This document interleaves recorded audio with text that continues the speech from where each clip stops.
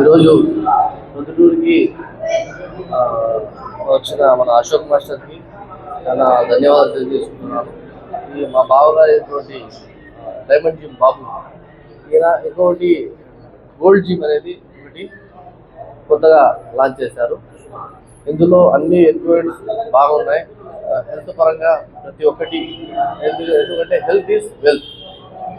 ఒకటి అశోక్ మాస్టర్ రావడము, ఆయన చాలా మంచి మంచి సేవా కార్యక్రమాలు చేస్తున్నారని విన్నాము మేము.